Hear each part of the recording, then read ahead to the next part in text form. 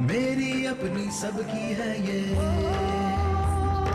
मेरी अपनी सबकी है ये, आज ही नहीं कल की है ये, अपने हक अधिकार दिलाती आपकी बातें, आपकी बातें, आपकी बातें, आपकी बातें, हर मुश्किल का हल है सुझाती, जीने की एक राह दिखाती, अंधियारे में राह दिखाती, आपकी बातें, आपकी बातें, आपकी बातें, आपकी बातें। कभी कभी सब कुछ सामान्य रूप से चल रहा होता है, तभी अचानक से एक असामान्य सी घटना का सामना होता है। तब समझ ही नहीं आता कि क्या किया जाए और इससे किस तरह से निपटा जाए। लेकिन अगर समय रहते समस्या की गंभीरता को समझा जाए और पुख्ता तैयारियों के साथ सामना किया जाए तो किसी भी आपदा से लड़ाई अच्छे से लड़ी जा सकती है। और यही कर दिखाया है हमारे देश और हमारे प्रदेश की सरकारों ने कोविड-19 के संदर्भ में। मैं हूं डॉक्टर कीर्ति सिसोदिया। आप सभी का स्वागत है हमारे कार्यक्रम आपकी बातें में। हमारे कार्यक्रम के आज का विषय है कोविड-19 और आपदा प्रबंधन। हमारे साथ इस वक्त स्टूडियो में मौजूद हैं आपके सवालों के जवाब देने के लिए छत्तीसगढ़ शासन के राजस्व एवं आपदा प्रबंधन मंत्री श्री जय सिंह अग्रवाल जी। आपका बहुत बहुत स्वागत है हमारे इस कार्यक्रम में।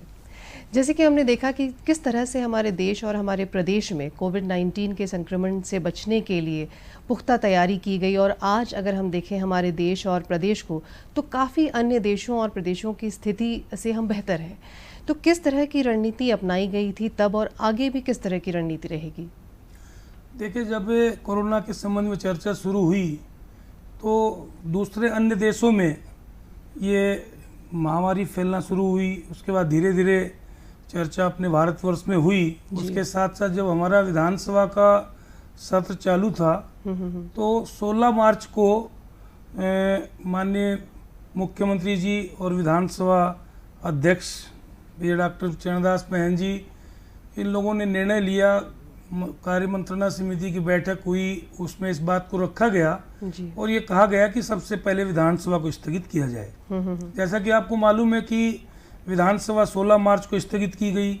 आपको मालूम है कि पार्लियामेंट 24 मार्च तक चली जबकि, तो उसी समय से हमारी सरकार सजग हुई और तत्काल 20 तारीख को हमारी आपदा प्रबंधन की बैठक हुई मुख्यमंत्री जी की अध्यक्षता में। और उस बैठक में तत्काल 15 करोड़ रुपए पहले स्वास्थ्य विभाग को ट्रांसफर किया गया।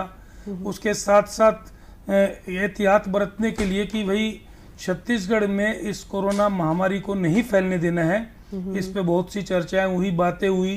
स्वास्थ्य मंत्री जी भी थे और भी हमारे सीनियर मंत्री थे उसमें। उस बैठक में निर्णय लिया गया। और उसके साथ साथ आपको जैसे कि मालूम है कि बहुत बड़ा एक ये कारण रहा कि माननीय मुख्यमंत्री जी का नेतृत्व, हमारे विधानसभा अध्यक्ष महोदय का मार्गदर्शन और संरक्षण, और स्वास्थ्य मंत्री जी की सजगता और उनका उन्होंने प्लान तैयार किया।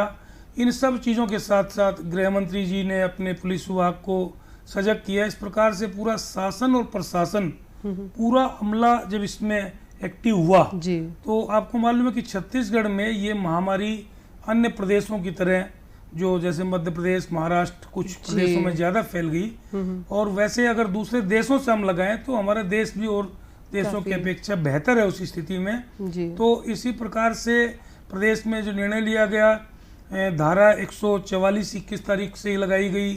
22 तारीख को प्रधानमंत्री जी ने एक दिन का लॉकडाउन किया। फिर उसके बाद हमारी सरकार ने, मुख्यमंत्री जी ने, हमारे मंत्रिमंडल ने निर्णय लिया कि हम कंटिन्यू 144 धारा लगा के और इस प्रकार से बंद रखेंगे ताकि इस महामारी से निपटा जा सके। उसके बाद 24 तारीख को पार्लियामेंट स्थगित हुई और 24 तारीख रात के 12 बजे से आपका प्रधानमंत्री जी ने लॉकडाउन की घोषणा की। जी, आपने कहा कि जब ये लॉकडाउन या यहाँ पर 144 धारा लगनी थी उसके पहले ही स्वास्थ्य मंत्रालय को काफ़ी एक्टिव कर दिया गया, फंड भी ट्रांसफ़र कर दिया गया। तो किस तरह की तैयारियां तब की गई थी और वो तैयारियां काफ़ी पुख्ता रहीं जिससे कि यहाँ पर कोविड-19 इतना संक्रमित नहीं कर पाया लोगों को?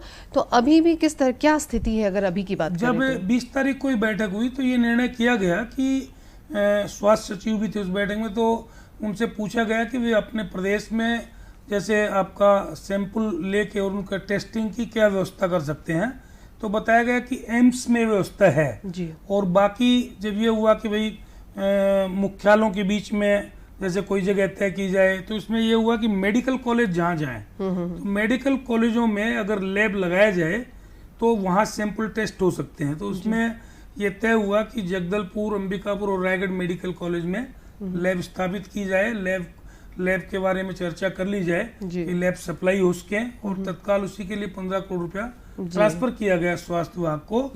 तो उसमें ये हुआ कि जैसे कोरबा की भी बात आई कि भाई कोरबा में भी एक लैब लगा दें, बीच में पड़ेगा, महत्वपूर्ण स्थान है, इंडस्ट्रियल एरिया है, तो वो चीज जगह आइडेंटिफाई करके वहां पर टेस्टिंग के लिए कोरबा में लैब्स को तत्काल वो संभव नहीं था जी। लेकिन उसके साथ साथ मेडिकल कॉलेजों में वो संभव था जी। लेकिन इसमें एक समस्या ये थी कि केंद्र सरकार की बिना अनुमति के, उनकी बिना परमिशन के कोई काम नहीं कर सकते थे। जी जी जो केंद्र सरकार की गाइडलाइन जैसे तय होती थी, वहां से जो गाइडलाइन मिलती थी कि भाई आप इस दिशा में काम करिए, इस प्रकार से सैंपल लीजिए, इस प्रकार से टेस्टिंग करिए, तो उसी दिशा में हमारी सरकार काम करते गई और विधिवत उसमें कोई पार्टीबाजी नहीं, चाहे वो केंद्र में अलग सरकार है, हमारी अलग सरकार है, लेकिन उसके बाद हमारे साथ एक कॉलर जुड़ गए, हम कॉलर को ले लेते हैं पहले।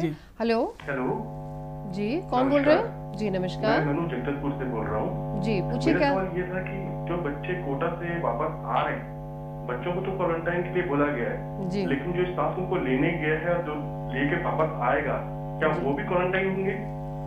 देखिए, ये तो आपको मालूम है कि क्वारंटाइन की जो स्कीम है, चाहे उसमें आपका कोई अधिकारी हो, चाहे डॉक्टर हो, चाहे आईपीएस हो, आईएएस हो, मंत्री हो, विधायक हो, अगर कोई भी किसी भी मान लीजिए अन्य प्रदेश से आता है तो उस प्रकार से वो व्यवस्था की गई है और उसको क्वारंटाइन रखा जाता है जी। तो निश्चित तौर पे जब बच्चे क्वारंटाइन रहेंगे तो बाकी लोग भी रहेंगे, उसमें कोई बात ही नहीं। जी, जैसे इन्होंने बात की है भी कि जो कोटा से काफ़ी सारे बच्चों को लेकर आया जा रहा है, बसें गई हैं, सभी हम लोग जानते हैं, तो उनके क्योंकि अब तकरीबन 2200-2500 के करीब लोग होंगे, स्टूडेंट्स होंगे, उनके साथ उनके पेरेंट्स भी होंगे, तो क्वारंटीन या आइसोलेशन में रखने के लिए क्या व्यवस्था की गई है? इसमें पूरा अभी उसमें ये किया गया है कि जैसे उन बच्चों को भी उनके घर नहीं जाने देंगे जी, क्योंकि अगर बच्चे घर जाएंगे तो माता पिता परिवार से मिलेंगे, अगर मान लीजिए किसी को पॉजिटिव कल निकल जाता है भविष्य में तो फैलने का डर रहेगा। बिल्कुल। इसलिए क्वारंटाइन किया जा रहा है और उसके लिए संभाग मुख्यालयों में व्यवस्था की गई है कि सभी बच्चों को जो जिस संभाग के उस संभाग के मुख्यालय में उनको रखा जाएगा और उनके लिए विधिवत व्यवस्था कर दी गई है। और अगर हम श्रमिकों की बात करें, मजदूरों की बात करें, जैसे कि बहुत ही ज्वलंत इशू है इस वक्त कोविड-19 की वजह से भी, और अगर प्रदेशों की बात करें तो उन लोगों ने मजदूरों को लाना शुरू कर दिया है। अगर हम छत्तीसगढ़ के संदर्भ में बात करें तो क्या रणनीति रखी गई है? इसमें देखिए, आपको मालूम है कि माननीय मुख्यमंत्री जी ने केंद्र में गृह मंत्री जी से चर्चा की है इस संबंध में, और वहां से एक जब तक विधिवत सहमति परमिशन नहीं मिलेगा तो इस प्रकार से, क्योंकि अन्य प्रदेशों में जो मजदूर गए हुए हैं उनको हम अगर लाएंगे तो साथ में बीच में दूसरे प्रदेश भी पड़ेंगे, सिर्फ छत्तीसगढ़ के अकेले परमिशन से वो यहाँ नहीं पहुंच सकते। तो इसलिए केंद्रीय गृह मंत्रालय ने मान लीजिए लिखित या मौखिक जैसे उनकी सहमति मिलती है तो उस दिशा में तत्काल पहल की जाएगी। और माननीय मुख्यमंत्री जी की चिंता, हमारी सरकार की चिंता उन मजदूरों के प्रति, उन गरीबों के प्रति भी है जो कमाने खाने के लिए अन्य प्रदेशों में गए हैं। हम लोग चाहते हैं, क्योंकि हर व्यक्ति इस आपदा के समय चाहता है, हर व्यक्ति कि मैं अपने घर जाऊं, घर पहुंच जाऊं। जब दिल्ली बम्बई के जो दिहाड़ी मजदूर जिनके घर पे छत नहीं थी, वो भी जो अधिकांश उसमें यूपी बिहार के बहुत संख्या में थे, तो वो भी वहां से पैदल निकल पड़े थे इसलिए कि भाई हमको अपने घर पहुंचना है। तो हर आदमी चाहता है कि मैं अपने परिवार के पास जाऊं, अपने घर जाऊं। तो लोगों की जो विदेशों के जो वीडियो आते थे, उन वीडियो को देख देख के लोगों में इतना भय हो गया था कि लोग अपने आप पैदल भी हजारों किलोमीटर के लिए पैदल चल पड़े थे। तो हमारी सरकार इसमें बिल्कुल सजग है। मुख्यमंत्री जी, हमारा मंत्रिमंडल, पूरी सरकार ये चाहती है कि हमारे प्रदेश के जो भी नागरिक जिस प्रदेश में, चाहे वो कमाने खाने गए या अन्य कारणों से अगर वो बचे हुए हैं, वहाँ फंसे हुए हैं, तो उनको अपने प्रदेश वापस लाया जाएगा। बिल्कुल। हमारे साथ एक और कॉलर जुड़ गए हैं। हेलो, नमस्ते, मेरा नाम कुमारी सोनी है। नमस्ते, आप पूछें, क्या सवाल है आपका सोनी जी? सबसे पहले तो जो आपदा प्रबंधन मंत्री जी है उसको मेरे तरफ से नमस्ते, प्रणाम। नमस्कार जी मेरा हेलो। जी जी पूछिए सवाल, आपकी आवाज आ रही है। हाँ, मेरा सवाल ये है कि जैसे किसी को कोरोना हुआ है तो मतलब 7 दिन में उसकी मृत्यु हो जाती है करके कुछ लोग अफवाह ऐसे फैलाए हैं, तो क्या ये सच में है कि ये मतलब कोई भ्रांति है? इसको स्पष्ट आप लोग बताएं। नहीं, ऐसा नहीं है। जो अभी आपको मालूम है कि छत्तीसगढ़ में 37 लोगों को ये पॉजिटिव पाया गया, लेकिन कोई इस प्रकार की एक भी घटना नहीं घटी है।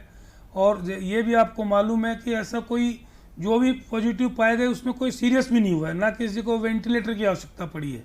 तो इसलिए ऐसा नहीं है कि 7 दिन में मृत्यु हो जाती है, ऐसा कोई उसका कारण नहीं है। जो विदेशों के वीडियो देख के है होना स्वाभाविक है, लेकिन ऐसी स्थिति नहीं है और अपने प्रदेश में बिल्कुल नहीं है। जी, अगर हम बात करें, जैसे इन्होंने भी कहा और भी दर्शकों के दिमाग में ये चीज़ होगी कि जैसे बाकी और प्रदेशों में जहाँ पर संक्रमण बहुत ज़्यादा है वहाँ पर रैपिड टेस्टिंग की जा रही है बहुत तेज़ी से, हमारे यहाँ क्या रणनीति अपनाई जा रही है? क्या टेस्टिंग की जा रही है? रैंडम टेस्टिंग हो रही है या कितनी हो रही है? बिल्कुल बिल्कुल रैंडम टेस्टिंग भी हो रही है, और जहाँ जहाँ पॉजिटिव पाए गए उस पूरे काफ़ी इलाके को सील कर दिया जाता है। वहाँ आपके 14 दिन, बाद में तो 28 दिन भी किया गया है, और बाकायदा वहाँ पूरी मॉनिटरिंग होती है। वहाँ लोगों को रखा जाता है कि भाई कोई बाहर नहीं जाए और बाहर का आदमी उस क्षेत्र में नहीं जाए।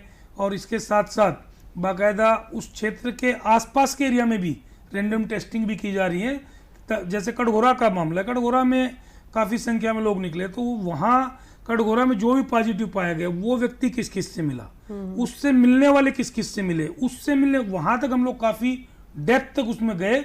इसीलिए वहां पे काबू पाया गया कि काफी दूर तक, अगर मान लीजिए जो पॉजिटिव पाया गया उससे मिलने वाले 1 2 3 4 5 अलग अलग, एक से दूसरा मिला, दूसरे से तीसरा मिला, उस प्रकार 5 लोग भी अगर मिले हैं जो, जबकि 5वें और पहले का कोई कनेक्शन सीधा नहीं है, उनकी भी टेस्टिंग की गई, ताकि इस प्रकार से अगर किसी को भी थोड़ी सी अगर शंका होगी तो उसको टेस्ट किया गया और उस प्रकार से पॉजिटिव जो पाए गए उनको तत्काल हॉस्पिटलाइज किया गया, जो लगभग स्वस्थ हो चुके हैं। 4 केस खाली कटघोरा के बचे हुए हैं और एक रायपुर में जो एम्स का नर्सिंग स्टाफ बचे हुए हैं। हमारे साथ एक कॉलर और जुड़ गए हैं। हेलो। हाँ, मैं बैकग्राउंड साहू बोल रहा हूँ, पंडरिया से, कवर्धा जिला। जी साहू जी, पूछिए क्या सवाल है आपका? ये है मैडम जी कि जैसे हमारे बीच में अभी राजस्थान कोटा गए हैं जी, और वहाँ से छात्र है, मजदूर है, उनको ला रहे हैं, तो इसमें हमारे छत्तीसगढ़ के मैंने आगामी संक्रमण के लिए खतरा थोड़ी पैदा होगा, और उनका किस ढंग से व्यवस्था करेंगे, ये पूछना चाहता हूँ जी। देखिए साहू जी, बिल्कुल आप निश्चिंत रहिए कि सरकार ने पूरे प्रबंध किए हैं। कोटा से जो स्टूडेंट वापस आ रहे हैं उनको संभाग मुख्यालयों में रखा जाएगा और विधिवत उसकी व्यवस्था कर दी गई है। वो अपने घर अभी नहीं जाएंगे, तो इसलिए आप निश्चिंत रहिए, उनके माध्यम से कोई भी इसमें फैलने की या किसी के भी इस वायरस के फैल के और आगे बढ़ने की संभावना नहीं है जी। अगर हम बात करें, ये तो जो अभी की स्थिति चल रही है ये तो चल ही रही है और बड़ी अनिश्चितता है इस स्थिति को लेकर के भी, लेकिन आगे आने वाले समूह के लिए भी किस तरह की तैयारी है? क्योंकि जब तक वैक्सीन नहीं आ जाता तब तक पूरी तरह से संक्रमण, जब तक वैक्सीन नहीं आएगा बिल्कुल उसके लिए व्यवस्था दिन प्रतिदिन स्वास्थ्य विभाग के द्वारा बढ़ाई जा रही है, और आपके टेस्टिंग के लिए भी व्यवस्था बढ़ाई जा रही है, रैपिड किट भी, और जिस प्रकार से हॉस्पिटलों का आपका पॉजिटिव अगर निकलते हैं उसको हॉस्पिटलाइज करने के लिए उसमें बेड भी बढ़ाए जा रहे हैं, वेंटिलेटर भी बढ़ाए जा रहे हैं। इस प्रकार से पूर्ण रूप से पूरे प्रदेश में समुचित व्यवस्था की गई है। इसलिए बिल्कुल यहाँ हमारे प्रदेश की जनता को बिल्कुल घबराने की आवश्यकता नहीं। हमारी सरकार बिल्कुल सजग है और किसी परिस्थिति में हम अपने प्रदेश में इस महामारी को फैलने नहीं देंगे। इसके लिए पूरे एहतियात के तौर पे इस व्यवस्था की गई है। फिलहाल यहाँ रुकेंगे एक छोटे से ब्रेक के लिए। साहबा, कोरोना वायरस से बचने के कितने उपाय रे? सरदार 3। अरे साहबा डरो मत रे, बोलो बोलो। सरदार, पहला है लोगों से दूरी बनाए रखना, बार बार साबुन से हाथ धोना या सैनिटाइज करना, और सबसे जरूरी है घर पे रहना। अधिक जानकारी के लिए संपर्क करें स्टेट हेल्पलाइन या 24 घंटे वाली national helpline toll free number 1075।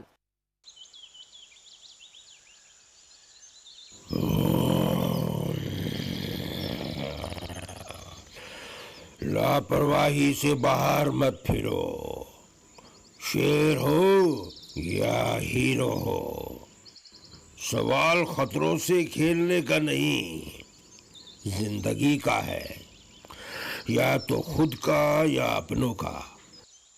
Corona के आगे बलवान भी नहीं टिक पाएगा, पर बचने के उपाय है। समझदारी से घर में रहना, बार बार हाथ साबुन से धोना या सैनिटाइज करना।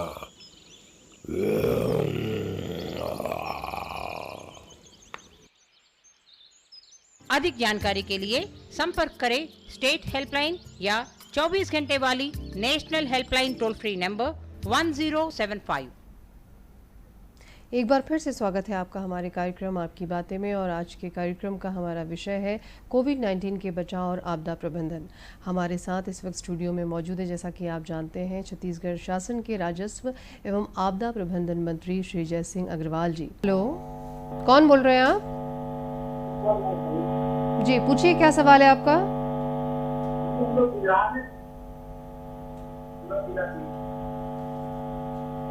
पूछिए, फिर से सवाल रिपीट कीजिए। गुजरात में हैं आप? छत्तीसगढ़ से हैं? छत्तीसगढ़ के हैं आप? क्या सवाल क्या है आपका? आप आना चाहते हैं वापस? जी साहू जी, आपको मैं जानकारी देना चाहता हूं कि माननीय मुख्यमंत्री जी और सरकार इसमें बिल्कुल सजग है और लगे हुए हैं हम लोग कि छत्तीसगढ़ से जितने भी लोग बाहर गए हैं अन्य प्रदेशों में, उन सबको वापस छत्तीसगढ़ लाने के लिए प्रयास निरंतर जारी है। अभी पहली किस्त में अभी कोटा के स्टूडेंट्स को लाया जा रहा है, जो रास्ते में है भी, जिनको कल सुबह तक पहुंचने की संभावना है। और इसी प्रकार मजदूरों को या अन्य लोग जो अन्य प्रदेशों में गए हुए हैं, उनको लाने के लिए भी लगातार केंद्र सरकार से संपर्क किया जा रहा है। माननीय मुख्यमंत्री जी ने गृह मंत्री जी से, अमित शाह जी से चर्चा की है और वो संपर्क कर रहे हैं, कोशिश कर रहे हैं कि जल्दी जल्दी सभी लोगों को अपने प्रदेश वापस लाया जाए। जी, जैसे कि हम ब्रेक में जाने से पहले बात कर रहे थे कि अगर 3 मई के बाद लॉकडाउन खुलता है, और अगर हम लोग अब बात करें तो बहुत सारी बातें की जा रही हैं कि किस तरह से सावधानियां रखनी चाहिए। सोशल डिस्टेंसिंग की हम बात करते हैं, मास्क की बात करते हैं, हाइजीन की बात करते हैं। तो लॉकडाउन खुलने के बाद स्पेशली सोशल डिस्टेंसिंग की किस तरह से प्लानिंग की गई है कि इस संक्रमण को रोका जा सकेगा? इस पे हम आपका जवाब जानना चाहेंगे, लेकिन पहले हमारे साथ एक कॉलर है लाइन पर। हेलो हेलो हेलो जी, कौन बोल रहे हैं आप? जी मैं आशीष बोल रहा था कोरबा से। जी आशीष जी, पूछिए, क्या सवाल है आपका? हेलो जी आशीष जी, पूछिए, क्या सवाल है आपका? हाँ, मेरा सवाल ये है, जैसे मैं कोरबा छत्तीसगढ़ से हूँ जी, और शहरी इलाके में तो बहुत अच्छा काम हो रहा है आपदा प्रबंधन के द्वारा और कलेक्टर पार्को की टीम के द्वारा, लेकिन जैसे ग्रामीण एरिया में इस चीज को देखने मिल रहा है कि जैसे लेमरू हो गया, कॉफी पॉइंट, ये सब एरिया में लोगों को बहुत दिक्कत है। सरकार की ओर से चावल क्या तो आपूर्ति गिर जा रही है, लेकिन बाकी सामानों की बहुत दिक्कतें हो रही है। तो मेरा सबसे अनुरोध है कि जो निगम क्षेत्र से जो राशन के सामान जो कलेक्ट किया जा रहा है, वो सरकार की ओर से और भी बाकी हेल्प किया जाए तो बहुत अच्छा रहेगा। आशीष जी, कहाँ रहते हैं आप? कोरबा में? कोरबा में मैं बालको में। आपको मालूम है जैसा कि जैसे अभी कॉफी पॉइंट हो या लेमरू जो आपका देवपहरी है, उन क्षेत्रों में भी तो घूमने के लिए मना किया गया है, लेकिन इसके साथ साथ जो ग्रामीण इलाका है वहाँ भी जो भी किसी के पास अगर भोजन की या कोई चीज़ की व्यवस्था नहीं है तो निश्चित तौर पर व्यवस्था की जाएगी। आप किसी भी क्षेत्र का बताएंगे तो। ग्रामीण क्षेत्र में तो हमारे प्रदेश में गाँव के लोग अच्छे से सजग हैं कि गांव-गांव में स्वयं बैरिकेड्स लगा के उन्होंने ये प्रयास किया कि किसी भी बाहर से आने वाले को न घुसने दिया जाए। यहाँ तक कि अगर उस गांव का रहने वाले व्यक्ति और जो बाहर गया हुआ था, अगर वो भी आते हैं तो गांव के बाहर स्कूल में या कहीं भी सामुदायिक भवन वो रख रहे हैं, ताकि किसी प्रकार से अगर बाहर से कोई आए, मान लीजिए अगर उसको कोई संक्रमण की समस्या है तो वो गांव में न फैले। इसलिए मैं तो ग्रामीण क्षेत्र की जनता को बहुत धन्यवाद देना चाहता हूं कि वो लोग काफी सजग हैं, और जो हमारे प्रदेश में जो अन्य प्रदेशों की अपेक्षा अच्छी स्थिति है कोरोना के मामले में, उसका बहुत बड़ा कारण है कि प्रदेश की जनता का जो सहयोग मिल रहा है, और विशेष करके ग्रामीण क्षेत्र की जनता इसमें अपने आप बहुत ज़्यादा सजग है। लेकिन जिस तरह से वो बात कर रहे हैं कि जो दैनिक ज़रूरत का सामान है वो शहरी क्षेत्रों में तो आसानी से मिल जा रहा है या ज़्यादा तकलीफ नहीं हो रही, लेकिन उनका कंसर्न यही था कि जो ग्रामीण इलाके हैं वहाँ पर थोड़ी परेशानी हो रही है। मैंने बताया ना कि अगर कहीं भी बता दें वो मुझे, मैं बिल्कुल उसमें अभी तत्काल यहाँ से उठने के बाद हम लोग उसमें बात करेंगे, कलेक्टर से जानकारी दे देंगे। लेकिन हमने पूरी व्यवस्था की हुई है, चाहे ग्रामीण क्षेत्र हो चाहे शहर हो चाहे झुग्गी झोपड़ी, हर क्षेत्र में राशन की व्यवस्था की गई है, खाने के सामान की व्यवस्था की गई है, राहत कैंप खोले गए हैं कि पूरे प्रदेश में एक भी व्यक्ति भूखा न सोए, पूरी पूर्ण रूप से व्यवस्था की गई है। अगर कहीं भी समस्या आती है, हमने तो बाकायदा हर वार्डों तक में अपने प्रतिनिधि नियुक्त किए हुए हैं। मैंने अपने हेल्पलाइन नंबर अलग से खोले हुए हैं, मेरे दोनों मोबाइल भी 24 घंटा चालू रहते हैं कि कोई भी समस्या आती है हम तत्काल उस पर ध्यान देते हैं, और प्रशासन भी शासन भी पूरा इसमें लगा हुआ है। जी, तो जैसे हम बात कर रहे थे कि सोशल डिस्टेंसिंग की जब लॉकडाउन खुल जाएगा तो किस तरह की तब रणनीति अपनाई जाएगी? देखिए अभी उसमें पूरी व्यवस्था, मतलब जो हमारी यहाँ पे टीम बनी हुई है, प्रदेश में भी जिलों में भी टीम बनी हुई है, तो उसमें बिल्कुल सोशल डिस्टेंसिंग का भी इस्तेमाल किया जाएगा। साथ में हम लोग ये भी अपील करेंगे कि भाई कोई भी सार्वजनिक जगह पे थूके नहीं, मास्क लगा के चलें, सैनिटाइजर का उपयोग करें, बार बार हाथ धोएं, भले साबुन से धोएं। तो इस प्रकार से हम लोग कई गाइडलाइंस बनाई जाएंगी, तो पूरा उसमें पूरा सजगता के साथ काम किया जाएगा। और बीच में भी जो राशन की दुकानें, दवाई की दुकानें, जो भी दुकानें जो शॉप खुली हैं, उनमें भी डिस्टेंस मेंटेन करने के लिए दुकानों के सामने में अलग घेरा बना के उसमें डिस्टेंस करके उन लोगों को सामान खरीदने के लिए प्रेरित किया गया है। और उस दिशा में काफी सजग है, प्रशासन भी सजग है पूरे प्रदेश का। तो हम लोग लगे हुए हैं कि इसमें हमारे प्रदेश में समस्या आगे न बढ़े, न फैले, इस दिशा में बड़ी तेजी से काम किया जाएगा। जी बिल्कुल। हमारे साथ एक और कॉलर है लाइन पर। हेलो हेलो, कौन बोल रहे हैं? जी कौन बोल रहे हैं आप? हेलो, मनीष कुमार बोल रहे हैं। जी मनीष जी, पूछिए क्या सवाल है आपका? हम यहाँ से गुजरात में सूरत में फंसा हुआ है। हमारा सवाल है कि यहाँ का राज्य सरकार हमको कुछ खाने पीने के लिए मुहैया नहीं करा रहे हैं, और तकलीफ हम अपना घर जाने चाहते हैं। आप निश्चिंत रहिए, अगर वहाँ खाने की व्यवस्था नहीं हो रही है तो छत्तीसगढ़ सरकार उपलब्ध कराएगी। हर जगह पूरा लगे हुए हैं, हर प्रदेश में, और यहाँ पूरी टीम बनी हुई है। आप निश्चिंत रहिए, आपको वो समस्या नहीं जाएगी। और वापस लाने के भी प्रबंध किए जा रहे हैं। जल्दी जल्दी हम लोग कोशिश कर रहे हैं कि जो भी हमारे छत्तीसगढ़ के व्यक्ति किसी भी प्रदेश में किन्हीं भी कारणों से अगर बचे हुए हैं, रुके हुए हैं, फंसे हुए हैं, तो उनको वापस छत्तीसगढ़ जल्द से जल्द लाया जा सके। मंत्री जी, जैसे अभी इन्होंने भी कहा, और अगर हम बहुत ही प्रैक्टिकल रूप में देखें तो इतना बड़ा स्टेट होता है, इतने लोग होते हैं, हम कितनी भी योजनाएं बना लें और एग्जीक्यूशन करें, लेकिन कहीं ना कहीं कोई चीज़ छूटी जाती है अनजाने में, मतलब जानबूझकर नहीं छूटती है। तो उस तरह की परिस्थितियों में किस तरह की आप लोगों की रणनीति है कि हर एक व्यक्ति तक पहुँचा जा सके और हर एक व्यक्ति को उनकी ज़रूरत का सामान मुहैया कराया जा सके? नहीं, मैंने बताया ना कि प्रदेश में भी टीम बनी हुई है, जिलों में टीम बनी हुई है। हर जिले के कलेक्टरों को निर्देश हैं कि किसी भी जिले में कोई भी व्यक्ति को अगर कोई समस्या जाती है तत्काल उसकी व्यवस्था की जाए।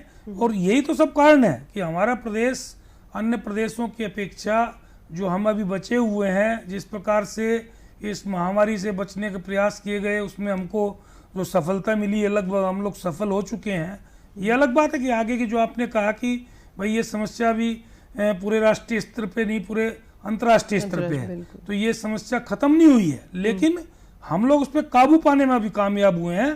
तो जब जब ये वायरस का फैलाव शुरू हुआ, तो उस समय जब हम लोग कंट्रोल करने में कामयाब हुए, तभी तो बहुत सी व्यवस्थाएं हो चुकी हैं, बहुत सी तैयारियां हम लोग कर चुके हैं। तो आगे ये न फैले, इस दिशा में पूर्ण रूप से हमारी सरकार सजग है और हमको पूरा विश्वास है कि जिस प्रकार से काम हुआ है, जिस प्रकार से पूरे अमला लगा हुआ है, अधिकारी कर्मचारी लगे हुए हैं हर विभाग के, चाहे आपके प्रशासन के हों, रेवेन्यू के हों, पुलिस विभाग के हों, स्वास्थ्य विभाग के हों या अन्य विभागों के अधिकारी, हर प्रकार से हमारे पूरा मंत्रिमंडल, पूरे हमारे विधायक साथी, कलेक्टर, एसपी, CMHO सभी लोग लगे हुए हैं। तो हमको पूरी विश्वास है, उम्मीद है कि हमारे यहाँ ये समस्या इस प्रकार से नहीं फैल पाएगी और हम पूर्ण रूप से सफल होंगे। जी बिल्कुल, बहुत बहुत धन्यवाद आपका मंत्री जी, आप हमारे कार्यक्रम में आए और हमारे दर्शकों के भी सीधे सवालों के जवाब आपने दिए और हमें यकीन है कि उनको ये तसल्ली हो गई होगी कि वो छत्तीसगढ़ में बहुत सेफ हैं और अगर आने वाली कोई भी परेशानी होगी तो सरकार उनके साथ है। बिल्कुल बिल्कुल जी, बहुत बहुत धन्यवाद आपका।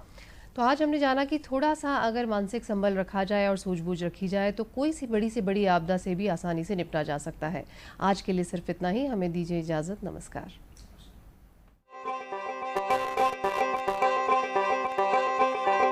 मेरी अपनी सबकी है ये, मेरी अपनी सबकी है ये, आज ही नहीं कल की है ये, अपने हक अधिकार दिलाती आपकी बातें, आपकी बातें, आपकी बातें।